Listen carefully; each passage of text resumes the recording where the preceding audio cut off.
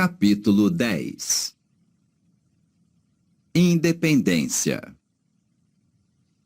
Não é surpresa que os traders mais bem-sucedidos sejam independentes. Michael Marcus fez uma observação sobre a necessidade de independência. É preciso seguir sua luz, disse. Enquanto você for fiel ao seu estilo, vai colher o que há de bom e de ruim em seu próprio método. Quando tenta incorporar o estilo de outra pessoa, muitas vezes acaba concentrando o pior dos dois estilos.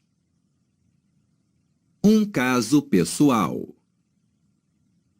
Ouvir os conselhos e as opiniões dos outros pode ser prejudicial à saúde do seu próprio trading em diversas situações. Tenho uma experiência pessoal que é o exemplo definitivo disso. Você talvez ache que estou distorcendo a história para ficar melhor, porque tudo parece acontecer de um jeito perfeito demais. Mas posso jurar que todos os acontecimentos são descritos exatamente como ocorreram. Depois que escrevi Os Magos do Mercado Financeiro, um dos traders que entrevistei para o livro, não darei o nome dele aqui, passou a me ligar periodicamente para discutir o mercado. Na época, além de ser diretor de pesquisa de futuros, eu também era analista técnico do mercado de futuros da minha empresa. Esse trader tinha interesse na leitura técnica que eu fazia dos diversos mercados de futuros. Eu me indagava por que ele iria querer minha opinião, sendo muito melhor que eu como trader. O máximo que eu podia imaginar é que talvez ele cogitasse apostar contra mim no mercado, mas isso não fazia sentido algum. Certa manhã, o trader me ligou e começou a repassar a situação do mercado, pedindo minha opinião.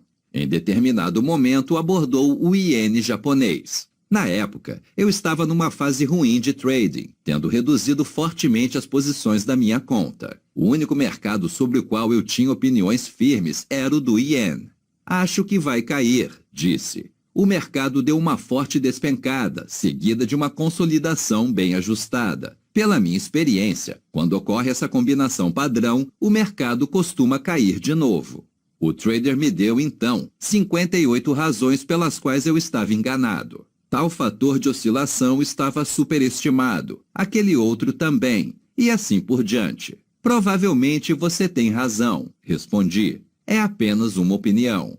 Já naquela época, ou seja, mais de 20 anos atrás, eu sabia muito bem que não se deve dar ouvidos a qualquer opinião. Mas o que aconteceu foi o seguinte. Naquela tarde, tive que fazer uma viagem a Washington e ficaria fora por alguns dias. Minha agenda estava bem ocupada e eu sentia que não haveria tempo de acompanhar os mercados. Pensei, ultimamente eu não tenho me dado tão bem, só me resta uma posição importante. Será que eu quero mesmo apostar contra um dos melhores traders que conheço? E é aí que entra o auto-engano, espere só, quando eu não terei a menor condição de acompanhar o mercado? Por isso, contrariando minha intuição, fui até a mesa de operações After Hours e dei a ordem para liquidar minha posição. Era um auto-engano, porque eu poderia simplesmente ter feito uma ordem de stop preventiva. Manteria uma posição prudente, sem precisar acompanhar o mercado. Tenho certeza de que você não ficará nem um pouco surpreso ao saber que, dias depois, quando voltei de viagem, o iene tinha caído centenas e centenas de pontos. Mas é agora que precisa acreditar em mim. Nesse mesmo dia, o trader me ligou. Embora eu estivesse bastante curioso para saber a opinião dele sobre o iene naquele momento, depois de uma forte queda, contradizendo totalmente sua opinião em nossa última conversa, eu não seria tão sem noção a ponto de tocar no assunto. Mas foi ele que perguntou, o que você acha do iene? Fazendo-me de bobo, como se eu só então tivesse me lembrado de nossa conversa anterior, eu respondi, o iene. Você ainda está comprado? Ele exclamou pelo telefone, comprado? Eu estou vendido.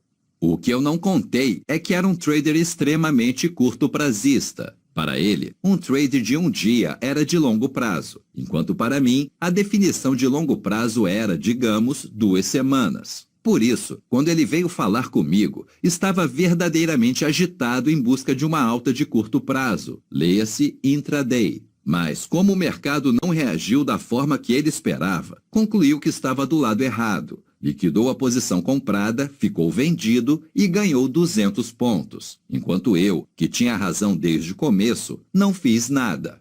A moral é que, quando você dá ouvidos à opinião alheia, por mais habilidoso ou esperto que o trader seja, garanto que a coisa vai acabar mal. Não se deixe levar pelo que os outros acham. Nas palavras de Michael Marcus, você precisa seguir a sua luz.